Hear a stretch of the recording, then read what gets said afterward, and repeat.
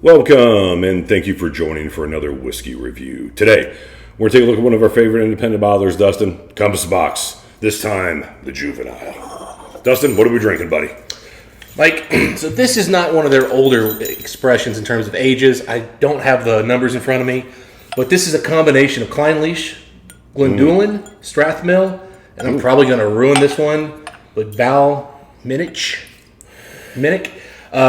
It's a mixture of refilled hogsheads and just regular refilled and first fill sherry, believe it or not, Mike. So, Might look awfully light for sherry, but yeah, this one's kind of known for having really nice vanilla notes. So as much as I'm saying there's sherry, first fill, and refill, this is really known for that. And of course, it's got a bell in the bunghole for some reason. yeah, I've had this in my whiskey cabinet for months now, and every time I bump something or hit the thing, this jingle. What's this, 46%? 46, yeah. Classic single malt, I'm pretty sure. Not single malt, but blended malt.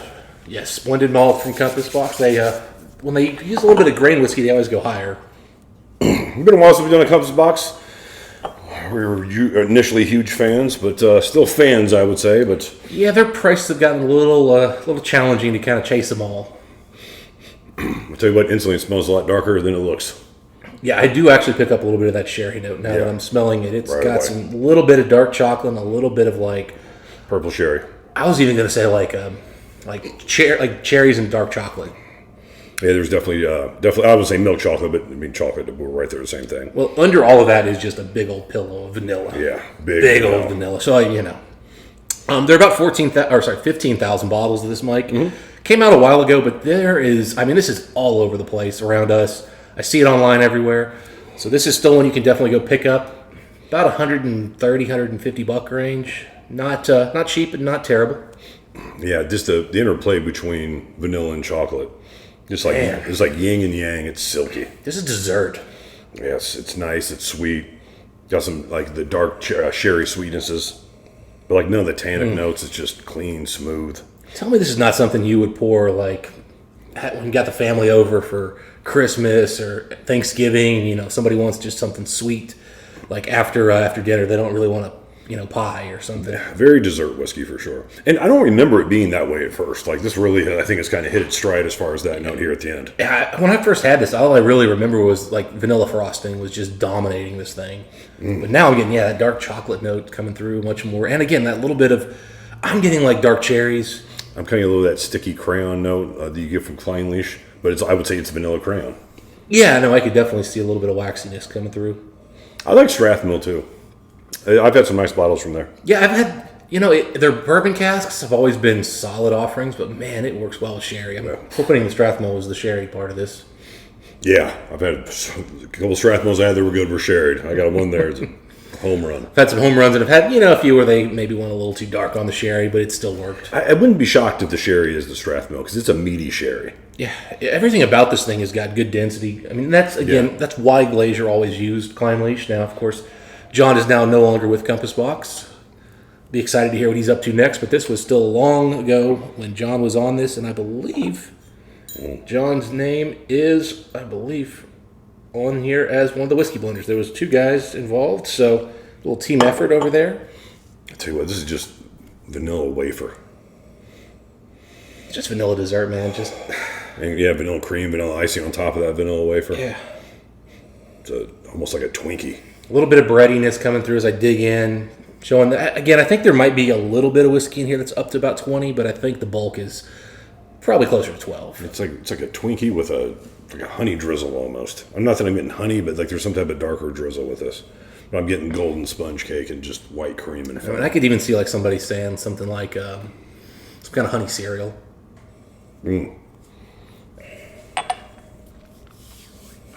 Yeah, just very nice. It's not super aromatic. It's sweet enough. It's got enough there, but it's not like something that's punching you in the face. But it's not one that you're really struggling to get the notes, and you're like, man, this is a little closed. It's all there. Great mouthfeel. Vanilla, instantly when you swallow, big spice. Spice on the tongue, on the sides. Get cinnamon, pepper. Ooh, way spicier. I didn't get any spice on the nose at all. Tongue spice here. Vanilla. So the vanilla dominance is still there. Great viscosity, especially for the ABV. But then, as the tingles wear down from all the spice, a little bit of milk chocolate just settling back in on the palate. Really nice. Yeah, I'll have to go and when we put the video up, I'll have to check, see if I can get the age breakdown. I was trying to before the video, and It doesn't come off young. No, I don't remember it being young, but it didn't have like in this era you had a little bit more like 20-year-old whiskeys that were sneaking in. And I think this one had just a little bit of old whiskey, and it probably has that. John always loves that little blend he does where he finishes like a couple different distillates in a Marriage vat or something. Yeah, he marries it in like a French oak. Now I didn't see any of that listed here. I could see, but I wouldn't be shocked if maybe there was a little bit of French oak blending here because that the spice swell was significant. That really reminds me of something John would have done with spice. But maybe it came off that without it. Maybe he didn't need it. And now that the spice has a while to sit on the sides of my tongue, it's transitioned to a lighter, still spicy, but lighter oak. Yeah, there's definitely some nice oak notes here. I definitely did not come off thinking young at all when I tasted this. Nope. But sometimes Clyenlish is like, say, Glenmorangie. Even a 10-year-old doesn't come off real young. You know what I mean? Clyenlish is a distillery that does incredible things at all ages. Yeah. But, I mean, again, it's just, it doesn't feel like a young whiskey. I mean, the 14 isn't, I would say, a young whiskey, that standard offering. Mm-hmm. But it comes off, I mean, if I taste that blind, I've always said it, I could be convinced as an 18-year-old whiskey. Oh, easy. Be hard. Easy. You wouldn't even, nobody would bat an eye if you told them 18. Glenmorangie is kind of like that, too. I mean, there is some Glenmorangie-ish sort of viscosity to it as well. Yes. Something reminds me of it. You know what it is? It's the sherry with just a twinge of orange at the end. I can see that. So I'm just jumping ahead here, Mike. Nose, didn't really get anything special. It brought the sweetness down, maybe a hint. Ooh, whatever. Brought up orange. But the palate has brought out a lot more fruitiness. It's brought out a little bit more sourness. And it's really made it a much more complex, richer, just more nuanced whiskey. It's no longer just a sweet bomb with a lot of spice. It's now really rich and complex with the mixture of dessert, fruits, sour.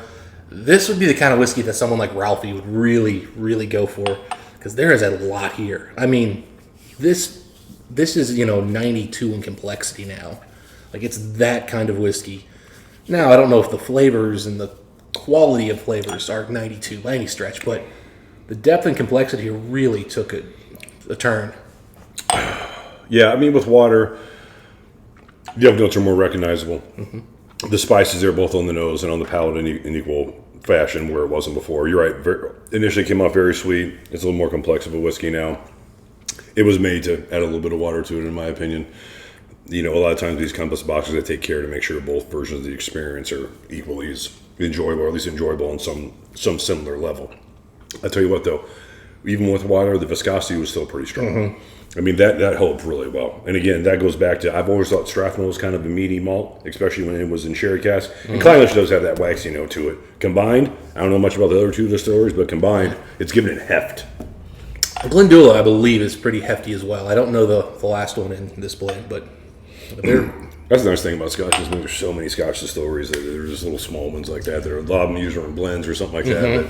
But until you've really nailed down their character, you can only speculate as to what parts in there. It's so tough to do that because independent bottlers are not always a fair testament to what that distillery does. Nope.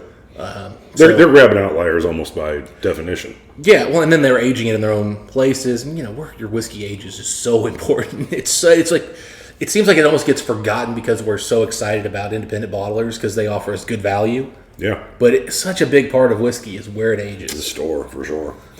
All right, Dustin, whiskey score time. Yep. Since it's your bottle, I'll go first. Once again, very enjoyable whiskey. Yeah. Very enjoyable. I mean, Compass Box, once again, it's a quality offering. For the $120 or $130 that you were mentioning before, it's well worth that, even at the 46% ABV. As far as the whiskey score, I'm at 88. This is an incredibly enjoyable whiskey. I prefer it neat. I appreciate it with a little bit of water to it. I think it's a very good whiskey. I think it's reasonably priced. 88 out of 100 is a good score. Right there with you, Mike. 88 for me as well. I will say I think I like it better with the water because I like how those fruity notes came out. Sure. That said, I like nosing it better neat. Because that nose, man, God, those vanilla sweetness. Oh, geez. I do want to say this, just because I think I forgot to say it earlier. I said orange, but now with water, I did get almost an orange marmalade on the note. Yeah, he made a note of that when we were talking about it. Yeah, so water, that is, you're right. It did get fruitier, some more just the basic straightforward fruits. Yeah, Which really is nice. I mean, again, it's another well crafted whiskey. The fact you can still get these guys at that, $150 or less price point, I think really this is something, if you were looking at today's whiskey prices and you're going, geez, everything's gotten so expensive. Maybe you thought this was expensive when it came out. Now this is really a good value. Yeah, it's still sitting on shelves at really fair prices. So definitely, I think this is one. If you haven't gone down this rabbit hole, if you like these distilleries, I think this is a good option. This is whiskey too easy to come over to, and not one that's going to break the bank. And the flavors we're describing here, mouthfeel, palate. I mean, you're probably going to enjoy this if you're a lover of Scotch in general. Yeah. Worst case scenario, probably don't think it's aggressive enough, but it's a nice whiskey. Absolutely. All right, folks. If you guys have a chance to try this one, we'd like to know what you guys think. Just until next time, what do we wish the folks? Happy blended whiskey drinking. We'll see you then.